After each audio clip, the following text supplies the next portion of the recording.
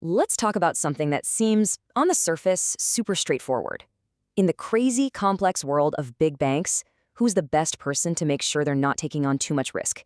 You might think you know the answer, but it's not that simple.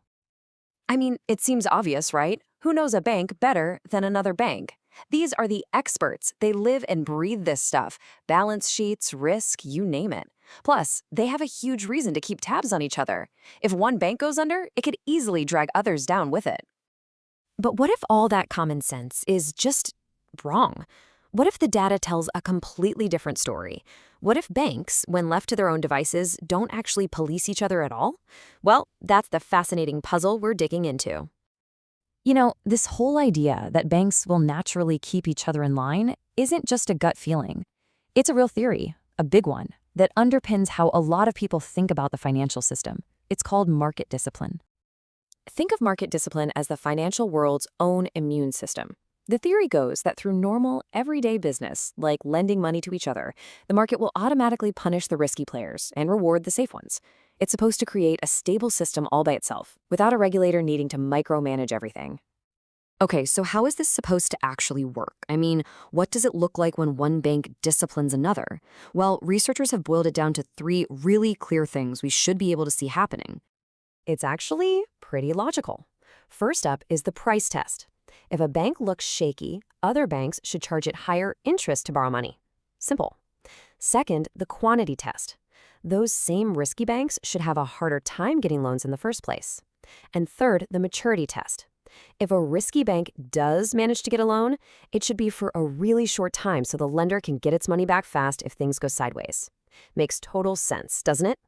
So theories are great and all, but do they hold up in the real world? Well, a really fascinating study decided to check by diving deep into the interbank market in Mexico. That's the marketplace where banks lend to one another day in and day out. And what's so powerful here is the timing. They looked at 37 banks right after the 2008 global financial meltdown. I mean, talk about a wake-up call. If there was ever a time you'd expect banks to be super cautious and watching each other like hawks, this was it. It was the perfect real-world stress test for this whole idea of market discipline. So the stage is set. We have the theory, we have our three simple tests, and we have the perfect historical moment to look at. So, did the data from Mexico's banks show that market discipline actually worked? Let's start with test number one, the price test. When a bank that had, say, bigger loan losses on its books went to borrow money, did other banks make it pay a higher interest rate for that risk? The answer was a flat no. In fact, it was the complete opposite of what you'd expect. The study found that some of the riskier banks were actually paying less to borrow money than their safer competitors. Right away, that's a huge crock in the whole theory. Okay, so strike one. The price test failed. But what about the quantity test? Maybe banks didn't charge more, but they surely lent less money to the risky ones, right? They must have tightened the purse strings. Nope, wrong again. The data showed that the banks with more problems, bigger loan losses, lower profits, weren't getting less money, they were getting more. Instead of being punished, it's like they were being rewarded with even more credit from their peers. All right, this is getting weird. The first two tests were a total bust. There's only one last hope for the theory, the maturity test. So even if they were lending risky banks more money on the cheap, they must have been keeping those loans on a really short leash, right? And strike three. The final test was maybe the most shocking of all. It was another complete reversal. The riskier banks weren't stuck with short-term loans. They were actually able to get loans for longer periods of time. I mean, this table just lays it all out perfectly. Look at it. Price, quantity, maturity. On every single measure, what we expected to happen is the exact opposite of what the study found. The market didn't just fail to discipline risky banks. It actively rewarded them. So you might be thinking, okay, that's interesting, but why does it really matter? Well, it matters a lot. This breakdown points to a huge danger in our financial system, something called financial contagion. A good way to picture the interbank market is like a group of mountain climbers, all roped together. When everything's fine, those ropes provide support and stability for everyone. But if one climber slips and falls, those same ropes can become a liability, pulling everyone else down the mountain too.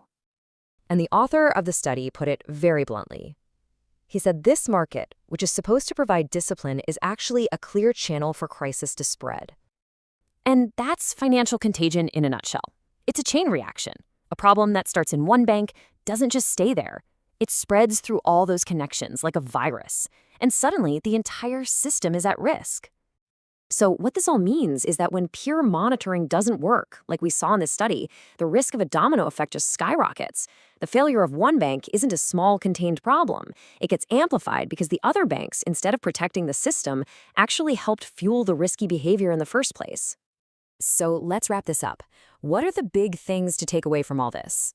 First, that common sense idea that banks will keep each other in check? Yeah, you can't rely on it.